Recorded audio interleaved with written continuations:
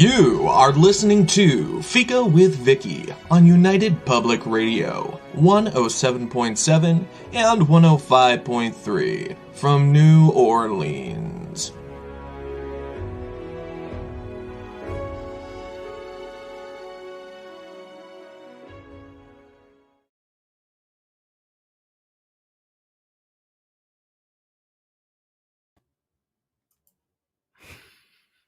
It's a day. Hello, everyone, and welcome to Fika. Today, we're welcoming back author, editor, director, and designer Reva Leah Stern, and me, your host, Vicky Benison. Reva's life has and continues to be a full one.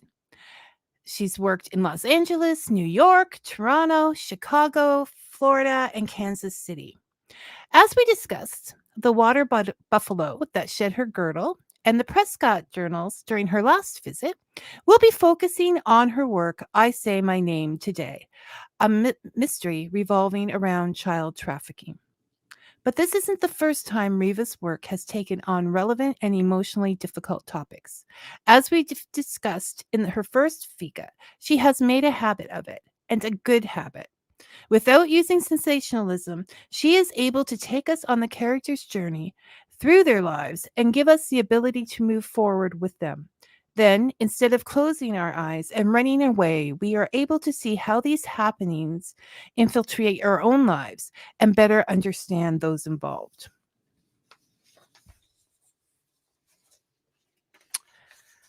Okay.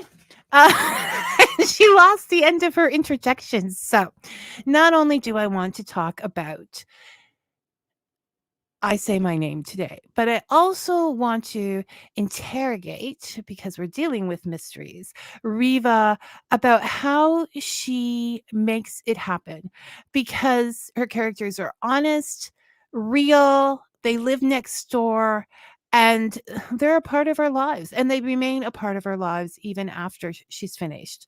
So thank you, Reva, for the writing you do on so many levels. It works. And welcome to Fika. It's a pleasure. It's all mine. So the first question, I guess, is how did you I can't believe that. How people, I threw out the wrong sheets. So we're going cold here with a few index cards. Reva's It'll be an adventure. Love adventures. How was I Say My Name born? There's always a germ of an idea that comes from the unknown, comes from the strangest moment. And this was a strange moment. It was it was a sleety, freezing cold February day. I was meeting a client to discuss editing his book. We were going to meet at a Tim Hortons, and I decided to get there early to prepare some notes. I had read his manuscript, and so I wanted to make sure I had my notes ready. So I got there, I ordered something to eat, and I sat down at a table watching the sleet and thinking. And I noticed a little girl sitting in a corner where two panes of glass converge in the corner of the restaurant, of the coffee shop. She was wearing a coat that was too big. She had no hat, no mittens. The table was empty. I couldn't see below the table, so I couldn't tell whether she had on boots or whatever. But her coat was quite open, and kind of like me, you could see that she did not have a sweater on or anything that showed any sign of warmth or protection against the cold. So my mind began to wander, and I started wondering, who was she? There was always a lineup of people, and in this particular Tim Hortons coffee shop, and I kept wondering which one was her mom or her dad, and the line kept rotating. People would get their order, they would either leave the restaurant with their bundle or they would find a seat. And as time wore on, it was 15 minutes and 20 minutes and 25 minutes. And there was nothing happening. This child was crunched together in almost a fetal position in a little cold orange chair, plastic chair.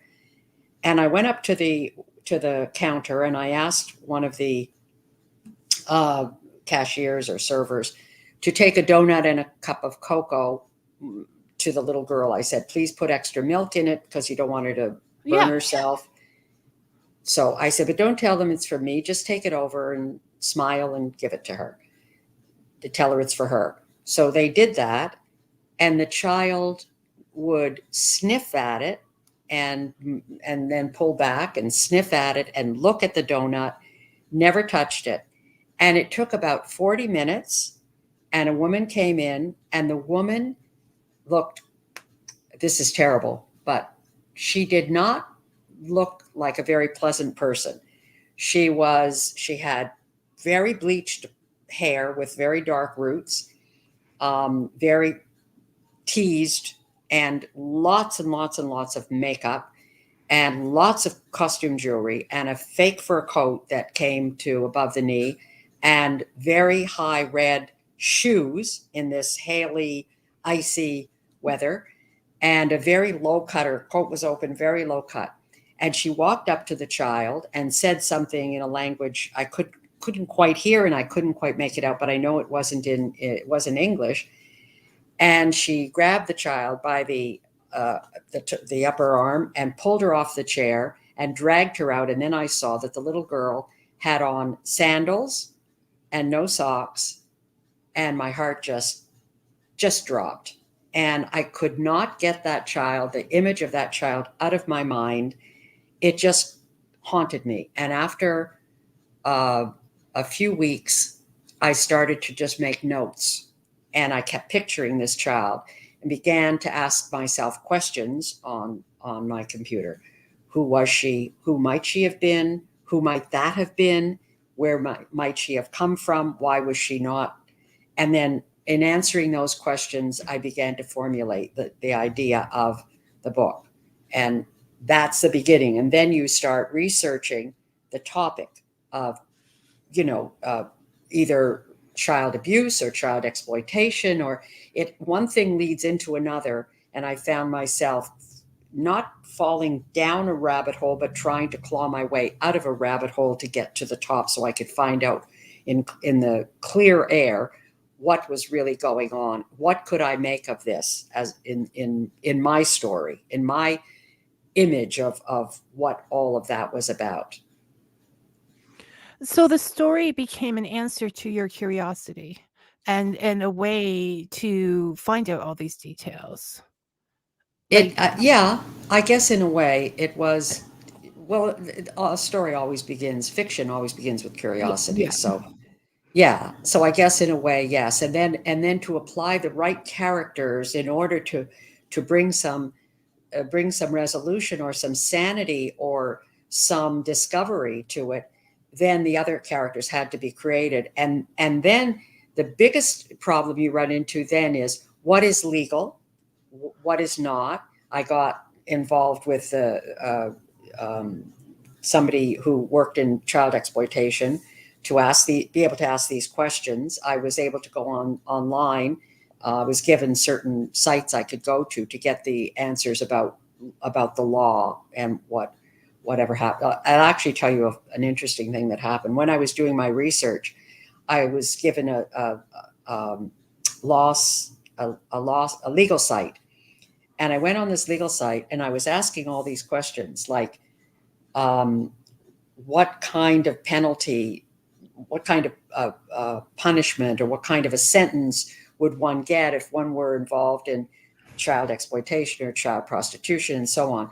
And I was going through it to find out, because I wanted everything to be right. I didn't want a reader to be able to say, oh, this is ridiculous, this could never happen, or this is not accurate.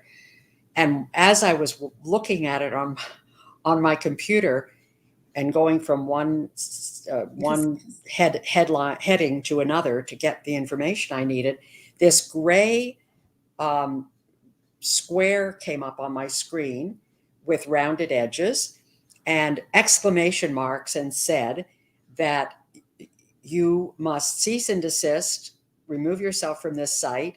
If you do not, you could be under investigation. And I closed the site down. I almost had a heart attack. All I could picture was the police coming to my door. I live in a lovely condominium community, and pictured me in handcuffs and the police taking me through the lobby filled with my neighbors. Anyway, I called the person, I don't want to mention names or anything, but it was somebody very high up in the police, and told them what happened. And he laughed his head off and said, it's the timing. I mean, you go to research something, and eventually they start saying, you didn't punch in it. You're not a lawyer. You're not a this or that. So like, why are you looking at all these sites? So this comes up as a warning, just a warning. Yes, but as a relatively law-abiding citizen, it's a scary warning. And Very. and once again, that warning goes out to all family members of a writer or friends that may happen to go on their computer. Really don't check into their search. Just because, Yeah. you might fear for your life, you might fear for it's difficult being being an author and doing research, particularly, yes, on this topic. So I'm going to call him the protagonist, but it really is an ensemble of the characters all contribute, I think, quite evenly. But Michael is also a mystery writer. And he has connections with the police force that help him. Obviously, you have connections that help you in everyday life, in your dramas with the internet. How much did they help you in writing this book? You're talking about my connections, or? Yeah.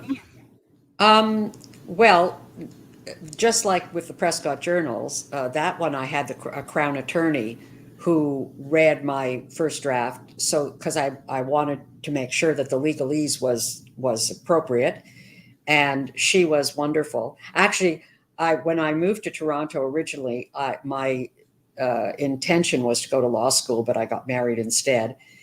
So I didn't ever end up becoming a lawyer. But she thought I was a lawyer, because she said that I had done such a good job, and I thought she was just being patronizing. But she said there were very few errors. But if you're going to deal with the idea of child exploitation, which there was some of that in my Prescott journals as well, you do need to connect with the police and with the legal department, so that you have everything, up to date. Right.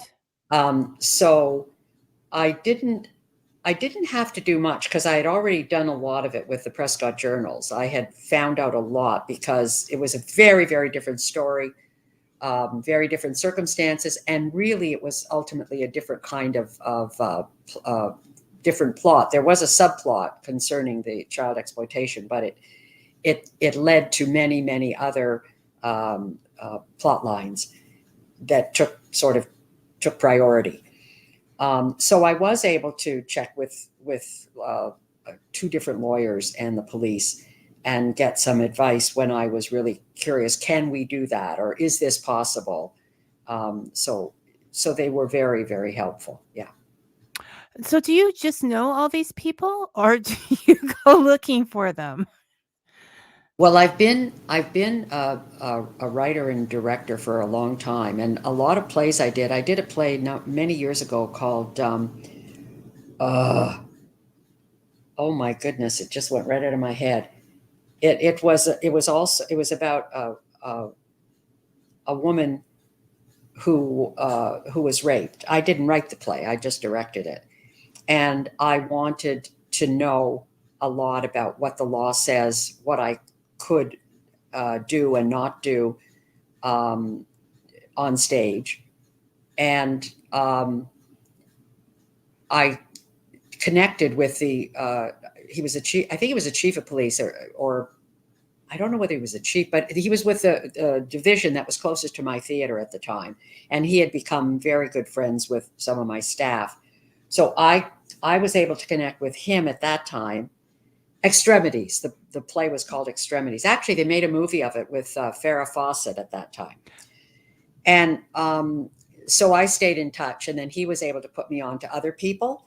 And I knew a fair number of lawyers, so I was able to find somebody who dealt with different issues that I was Legal. Yeah. More. So it's part of having a full life. You've made these connections over time, and they come in handy in later on, which is one of the benefits, I guess, of being older when you're doing these things, because you've had time to know who to look and up and so think. Okay, Robin says that was a sad story, Reva, about the girl. I really don't understand how people can be so cruel to their own children. And that's the question, right? Because you don't know if that is their child or not. And so it's really difficult for someone to step in and say what's going on here, because you don't know what you're getting into the middle of. Though I may be more apt to do that after reading this book. Instead of turning an eye and saying, how is this going to, what am I going to be embarrassed? Am I going to, look like a fool? Just take the opportunity. So without my sheet, you have been a newspaper writer and written for magazines and things like that. And your novels seem to be, I have found them very relevant, very in the now, very. Do you still spend a lot of time with, I mean, I know that you don't like a lot of the stuff on the internet and social media and that. Not that you don't like it, but it's not your thing. So are you still a newspaper person? Like, do you still read that in print? I do. I'm very much a news junkie. And finding real news is a bit of a challenge, because there's TikTok and Google and terrible sites that you get all kinds of misinformation and headlines that seem to tell you a story that has no place in reality. But I do try to search for the truth. I try to look at things from all sides. But I'm not a fan of the internet, although we're on it now and I use it every day. But I'm not on any social platforms at all. I'm not on Facebook. I have a website, and I have email, and I Zoom a lot. I run a writer's workshop on Zoom. I do a lot of meetings on Zoom. But I'm just not a fan. And one thing you'll notice about my novels, they never take place today, because dealing with messaging and texting, and I feel like there's a kind of impotency about the dynamics. It may work in movies and on television, but I prefer to write about just prior to this last 10 years of this bursting of technology, or on the verge of it, where you have flip phones, or you don't get a lot of information, or if you do, it's pretty inaccurate, or it's pretty unreliable. It's still unreliable, but everyone thinks it's reliable.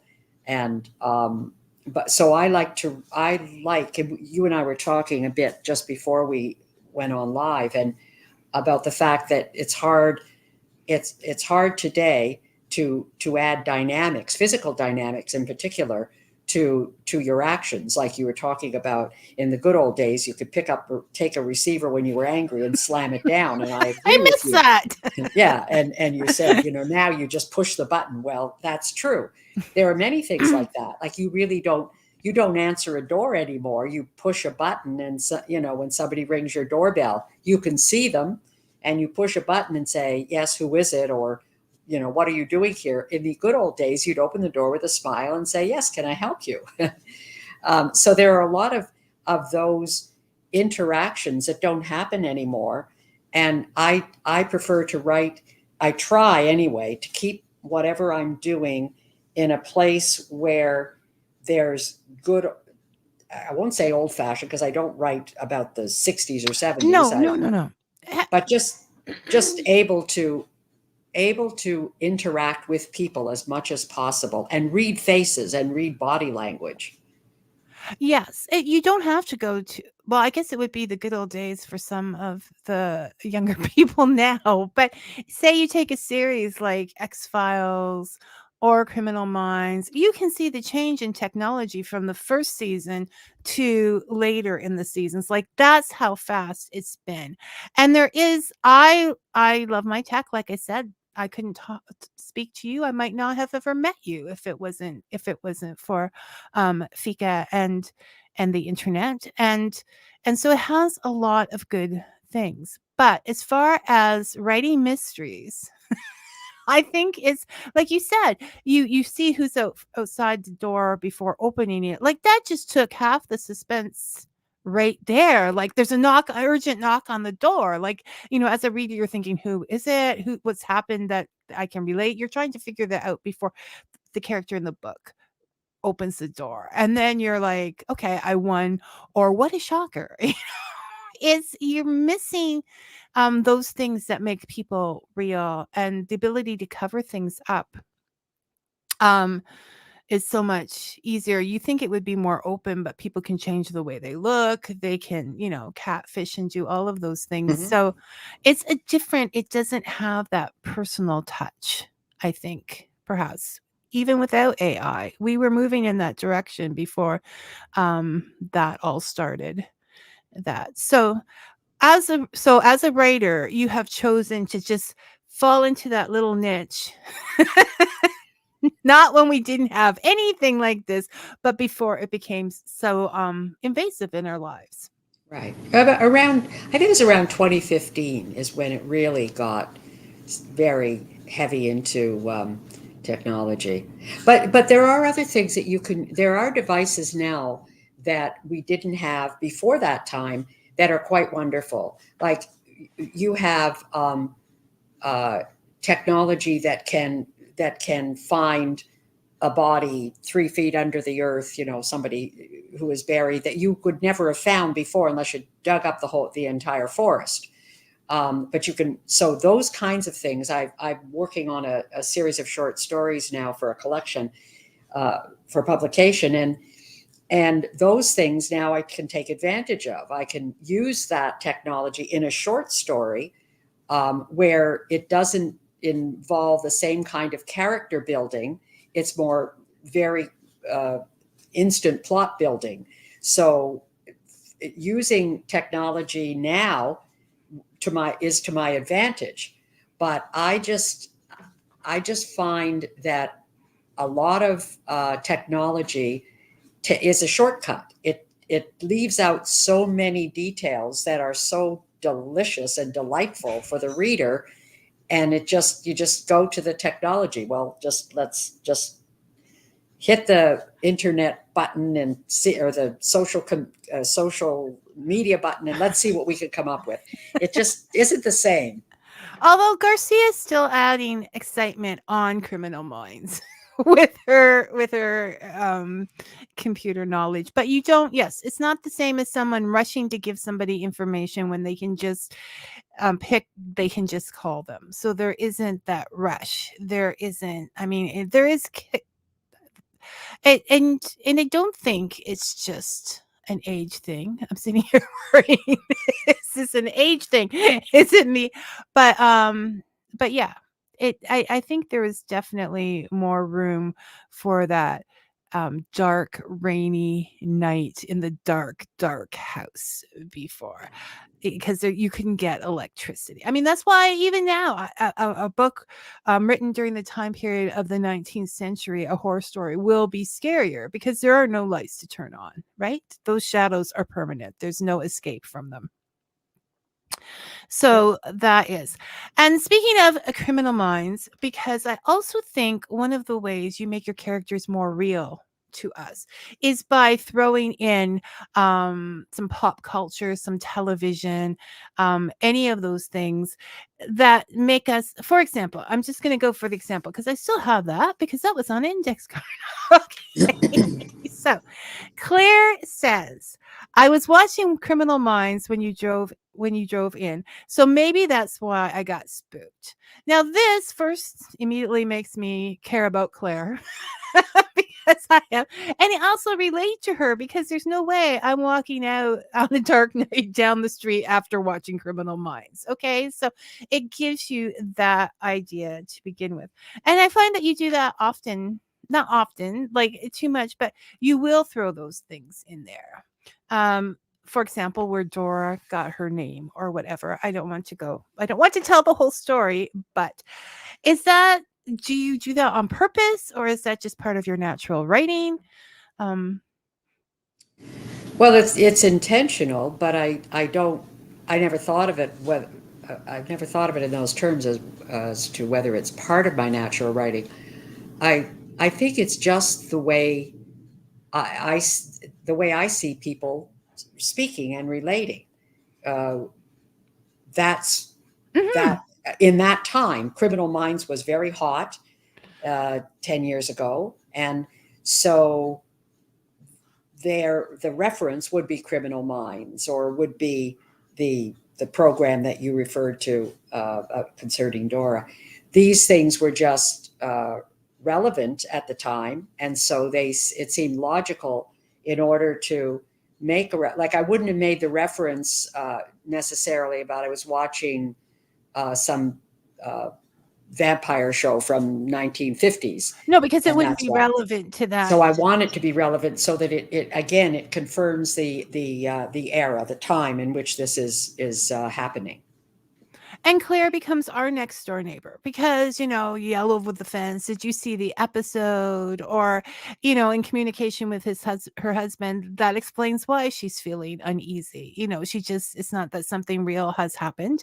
She just was watching Criminal Minds and that makes her uneasy. So on the other side of that, though, now because of social media and because of streaming, you could be watching Criminal Minds for the first time in your life right now and believe that it just started right now. This is how I know that the tech at the beginning of the show, it grew so quickly because I've watched it quickly. Okay. I love that show. So,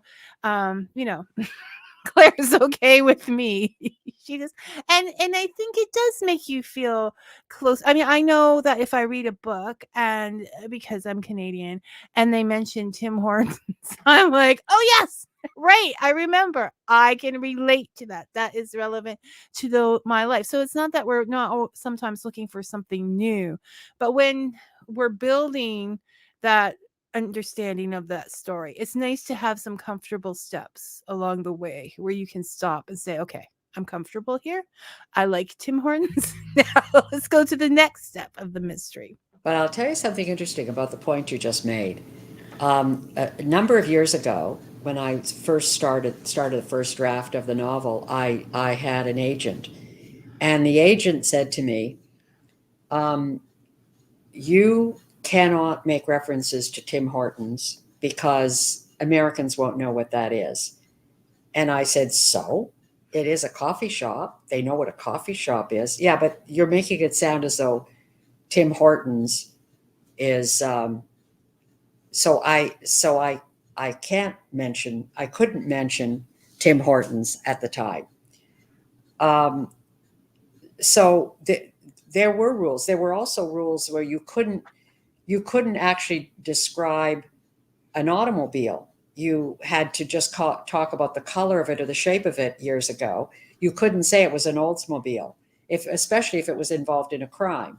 So there are things that it wasn't illegal, but it was frowned upon, and the companies didn't like it. And if you were looking for product placement, or you're looking for advertising, or you're looking for sponsorship or investors, you didn't want to insult anybody. Nowadays, everywhere you look, there's product placement on television and in movies. They it's learned. mandatory. They learned. It doesn't matter if the villain is driving your car, as long as the little sticker on your car with the name on it is placed. Today, yeah.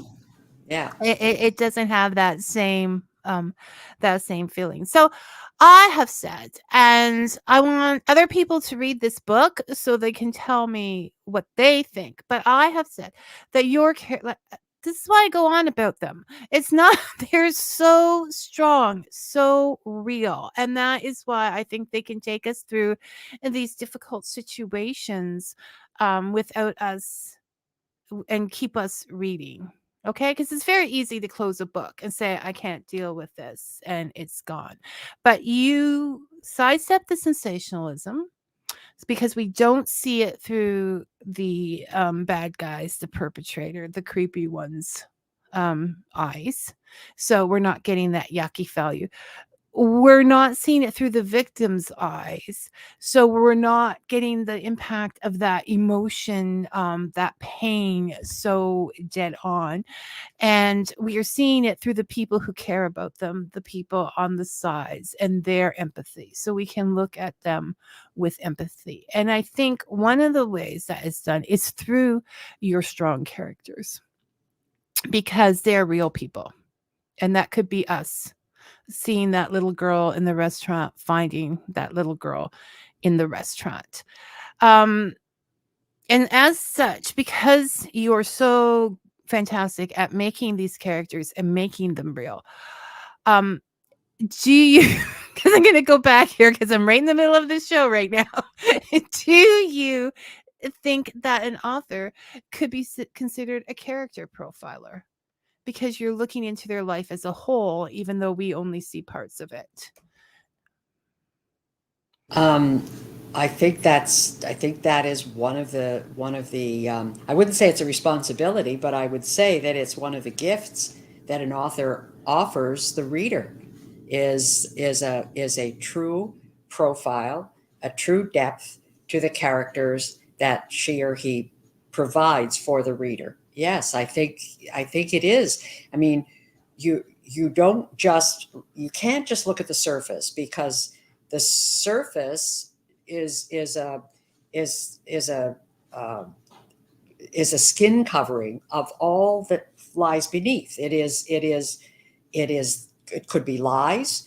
That person may be absolutely charming, but if you don't profile that person and give the reader something more, then there is no mystery.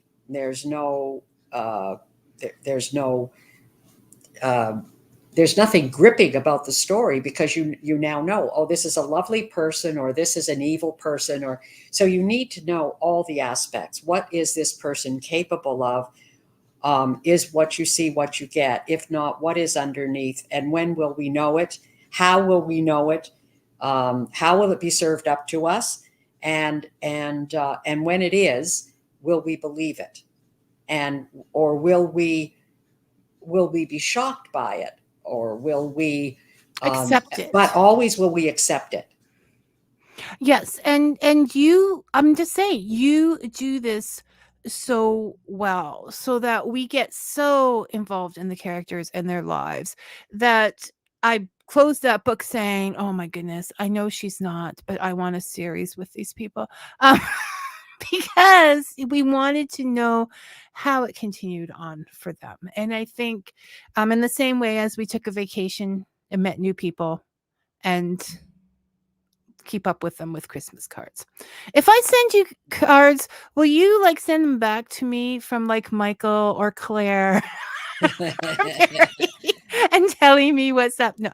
So this unfolding, the continuation of a story gives us security, so that we knew that they were there before, we know that they'll be thereafter. Well, I mean, so not everybody's going to be there depending on the thriller, but there will be a logical reason for it.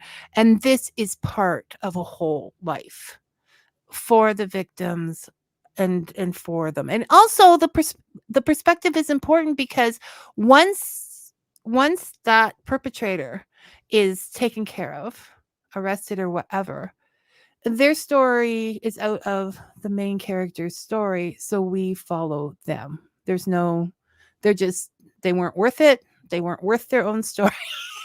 We're getting rid of them. Well, after the book came out and people started commenting or reviewing, one of the questions that I was asked several times, especially when I did live interviews at the time, was, "Is that it? Will there be a sequel?" I can see that. Yeah, and what, like, what would it hinge on? So I said, assuming that the mystery has been resolved, that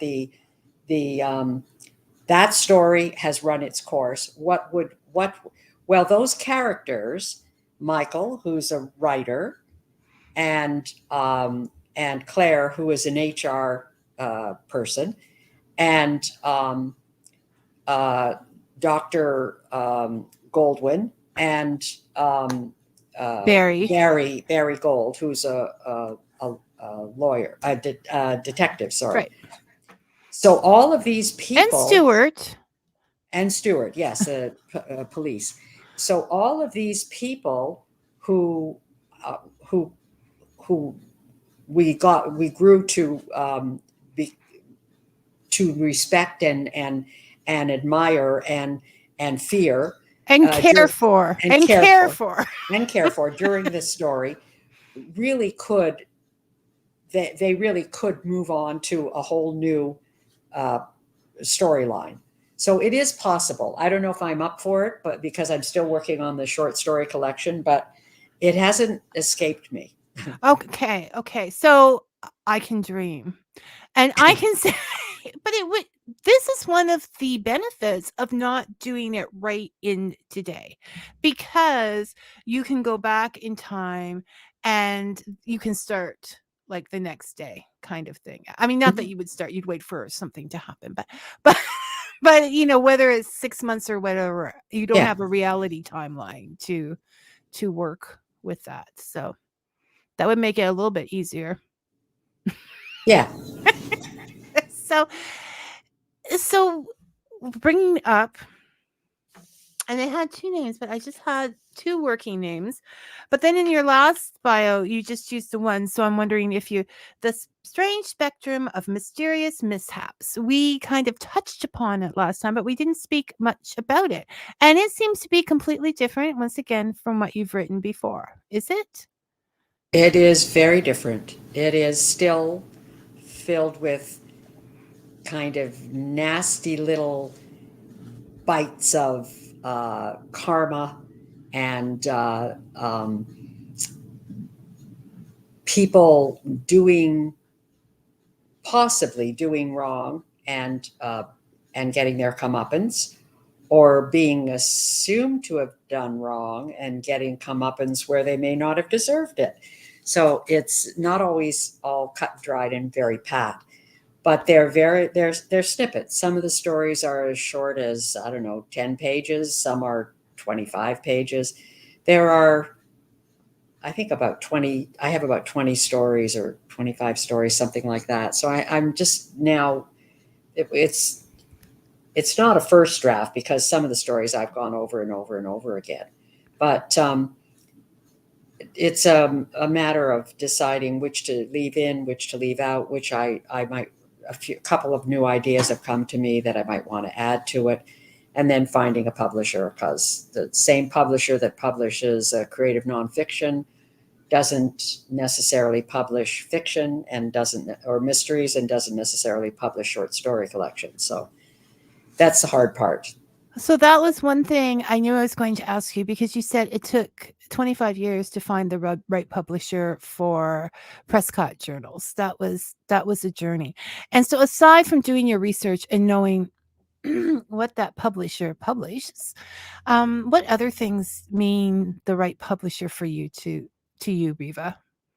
Well, the last 2 books, I Say My Name and the Prescott Journals, were both published by U.S. publishing houses. The first book that I wrote, The WaterBuffalo That Shed Her Girdle, was published by a Canadian publishing house.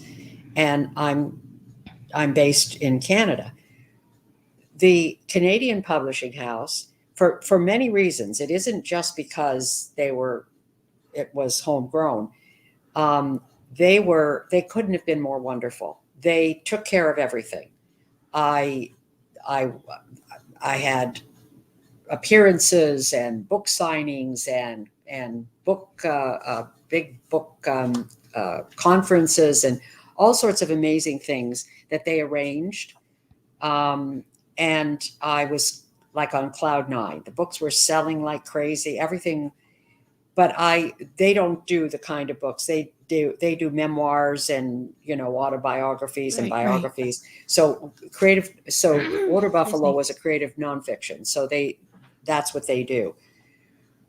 So if I'm going to now do mysteries or thrillers, I have to find a publisher. And when I was submitting, these two different publishing houses in the States both wanted both books. So I ended up with one publishing house 1 year taking one, and then the next year the other publishing house took the other.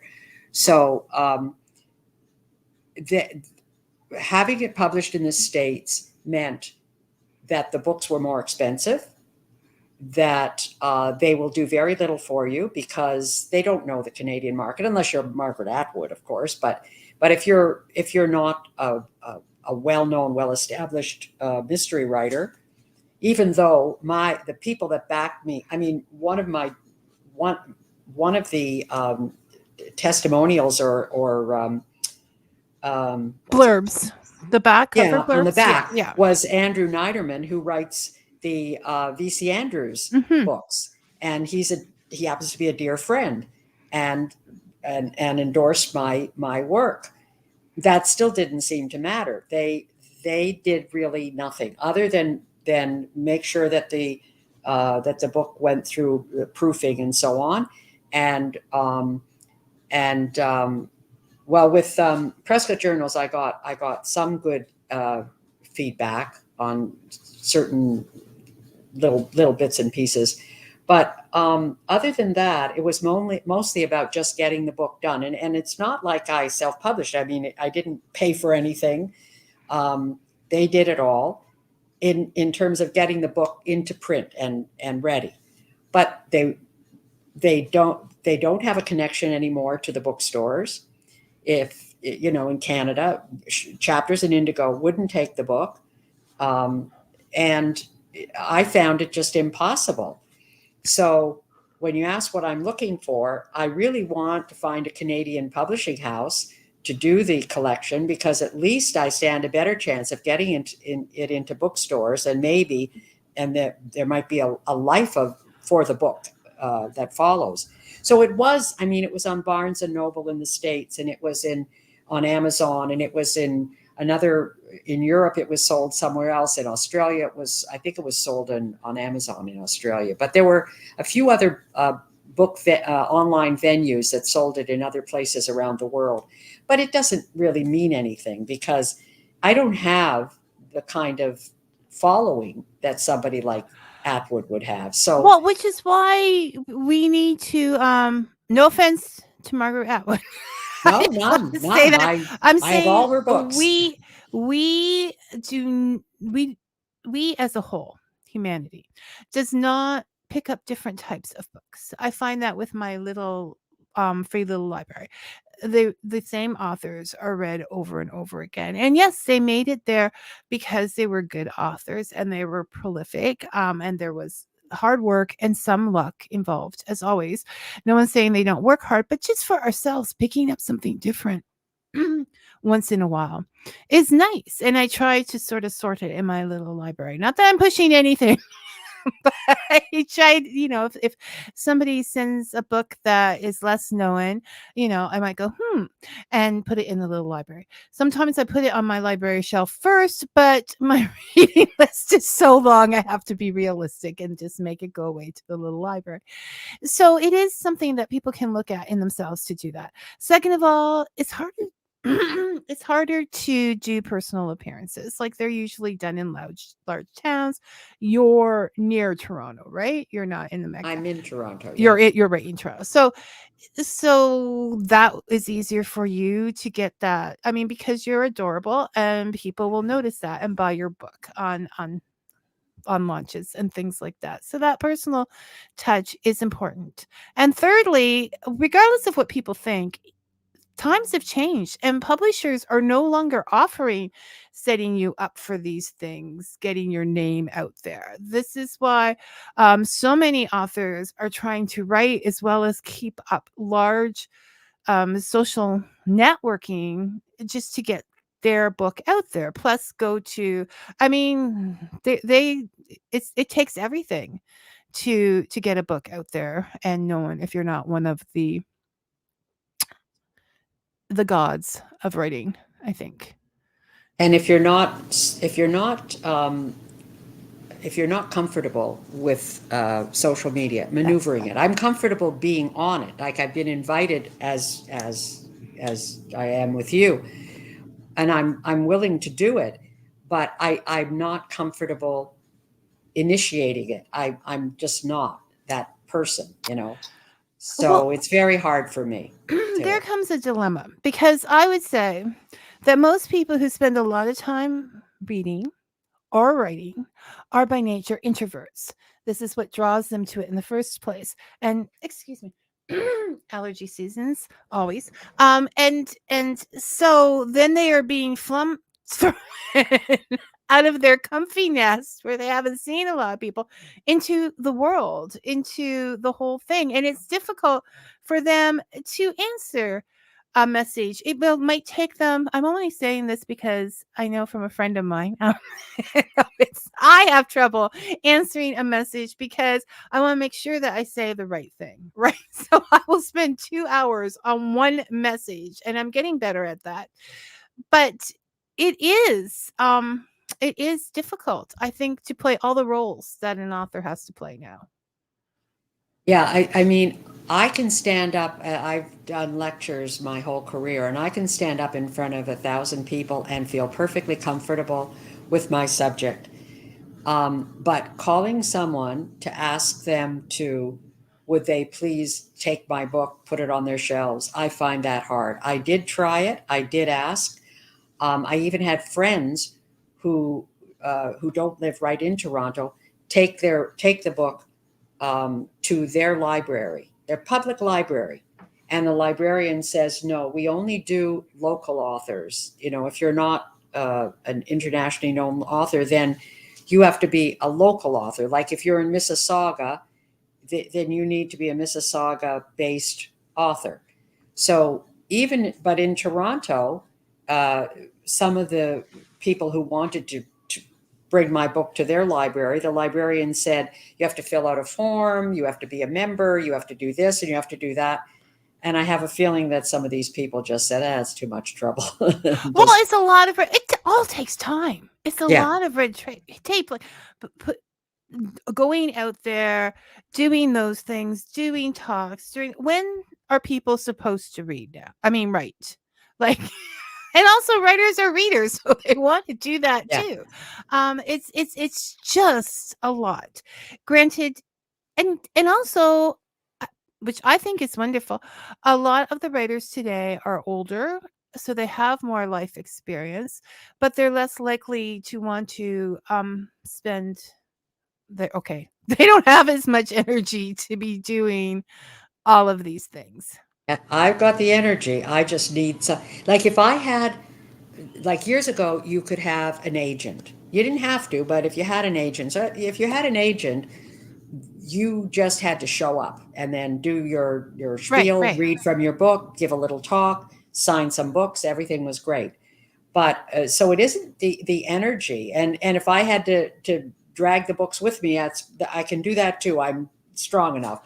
But the problem is getting those invitations It's because promoting yourself. yeah. It is I'm going to say this. I feel that's part of the problem with Canadian authors is that culturally we are Canadians in general, culturally, we are raised to be humble, raised to not push ourselves out there, right? So I think that could be a lot of the problems when I see, there are some people in the states that are like, this is the way it is, this is the way it, I'm doing this, I'm out there, this is good. There are people from other countries within Canada that have come from other countries that are like, I have to push this out there. It's survival. I'm going to make this happen. And for heaven's sakes, even England, even the UK is getting better at it, I'm thinking, than Canadians. We still are very much, I can't, I can't do this. I need to have someone else bring it forward for me. I think our young people are much more Yes, yes. forward thinking. The young writers are much more forward thinking. I think it's because of social media that they've been able to do it almost anonymously. And they're really much more comfortable, tooting that old horn. So Um, than anyone, say, over 35, for example, or 40. That young generation is really they've very learned because comfortable. they're seeing that as a way to behave. And no one is saying, don't do that. Well, Just they can be do outrageous things on TikTok or whatever, and right, nobody right. raises an eyebrow, so they're There's not comfortable. there's nothing you can do that's going to overshadow all this stuff out there. Like it's about getting attention now. And the other thing is that that say 25 or 30 years ago, before the internet, before everybody had a laptop, before everybody had an iPad, um, writers were still somewhat of a rare breed, like serious It's the writers. number of Now, everybody who's got a laptop or an iPad or a desktop or whatever, everybody's a writer. Everybody wants to write their book, which is fine. But then every publishing house is inundated. So little publishing houses pop up, and then they have a few good hits, and then it falls apart. If you go online looking for a publisher, there are hundreds upon hundreds upon hundreds, and when you check them out, you'll find that hundreds upon hundreds have already gone out of business. So it's an evolving, definitely an evolving door, or a revolving, but it's not evolving. I think I should say it that way, because it's not getting better. It's probably in many ways getting worse. I think, you know what? I don't want to step on anybody's dream or anything in the world. I think is honest to say is it well, honest would be there's how many people and the percentage of writers out there actually make a living at writing now, because there are so many of them, and those glory days of the 80s and Stephen King coming in and all of these people, that's just a pipe dream now. Yeah. So much so that I always wanted to write. I always loved to read. I have like 3 novels in various places throughout the house.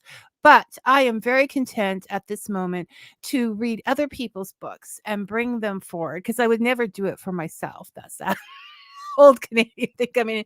And to bring it forward, because I know by speaking to people the amount of work it takes. I mean, not that this isn't work, but the it's almost it's the impossible dream, really, to get it out. Few people do. There the in terms of making a living as a writer, unless you're writing, doing comprehensive writing for PhD students, or writing for a magazine or newspaper, there is no money in it at all. If I didn't edit for a living, if I didn't help people tell their stories, there would be no income. That's where the income comes from as a comprehensive or substantive editor. So I'm fortunate in that respect that that's where I can turn to for income. But still, when you write, you kind of write the story that you will tell, the story you want to tell. But but regardless of what people say, if no one is reading it, then you may as well have not even published. Just fold it up, put it on the shelf, and every once in a while you can take because it down and read it again yourself. you're paying for editors, you're paying for cover art, you're paying for a lot of, it's a very expensive hobby, is what it Well, comes no, you're not down. if you're traditionally Oh, if you're published with, traditionally and I've published, been no, that fortunate. also. Well, all three Yeah, books have, and that is a biggie because very yeah, few people take people without agents now. yeah, They still want you to do all the promotions, and it's not just about writing a good book, it's writing a book that is on their publishing agenda for that's that right. year.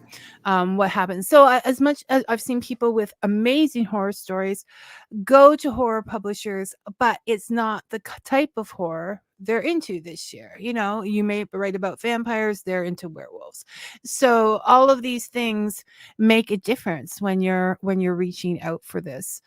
I yeah, no, it's but I condone anyone that follows their dream, and so I'm going to help them have a voice if they can. And there are ways we can find different things out there. I know a certain ebook publisher, which will remain nameless, just had a fill your insert e-reader name here for free. And a lot of indie authors and things will put their works out there for free to get people to hear their voice, so that they know what they get. And I had sore fingers because I found out like 2 hours before it was shutting down for the day. And I'm like, I'm going to get these books because I have to know. And I went through two. You're going to, and you don't have to read them all of the book. You know if it's going to suit you after a few pages or even 2 or 3 chapters. And then I found one that I totally fell in love with, which is which is the perfect Halloween read, and she will be on in October for the perfect Halloween read. So you don't know, I mean, books for the average person, books are becoming expensive. And so you can help out unknown people by doing something like that, and you get a lot to read along the ways, and that's how they choose to promote. So people are trying anything out there to get you to hear their words, read their words. And you wouldn't, like I said, if I wasn't experimental, I would never have read Reva's books. She also sent them in a lovely gift bag with tissue paper to my house through a friend, because that's another thing. Postage is getting very expensive for these things. And I have been delighted with each and every one of them. And I am just so blown away, Reva, by your ability with your characters, your honesty, and to take us into, like I said, these difficult emotional subjects and have us still have something. I haven't quite got the words for it yet, but something settle within ourselves that we will keep our eyes open and look at the world differently and not blame and judge and all of those other things. So That's you're wonderful. amazing. Well, I gotta say, Vicky, I don't know how many people are watching or listening, but I would say that you're a rare breed, that doing what you do, giving a voice and a platform to writers and directors and people in the arts, in different aspects of the arts, is just that people who are not yet Margaret Atwood or whomever, and the idea that you do this out of a love for the written word or the television program or the whatever it is that tells these incredible stories. The fact that you do this and put your heart and soul into this is exactly what we need. We need more. We have so many writers. We need people like you who care enough to to to platform us, because it's the only way that people will know that we exist. And I just think it's absolutely wonderful. I think it's amazing what you do. Well, thank you for saying that. I don't think I can stop now. I mean, on those mornings I wake up and there's a list of things to do. I'm like, why are you doing this? But I just because it needs to be done. It needs to. I don't know. I love the world and I love the people in the world, but I think somehow we're losing something of that with all the artificialness and the lack of honesty, um which is, oh, Robin says we are both doing something really special. So That's really nice. That's really nice. Robin, I'm sending you a card. I don't know where you live. I don't know Robin, but he shows up. So Well, that's he's wonderful. he's important. But as you know, as someone who read or watched television or whatever, for anybody who's had a difficult childhood or whatever, these books, these television shows, these whatever step in and help you understand a world that you may not have the ability to get out to and see. And this is just my thank you for those who went before and did that.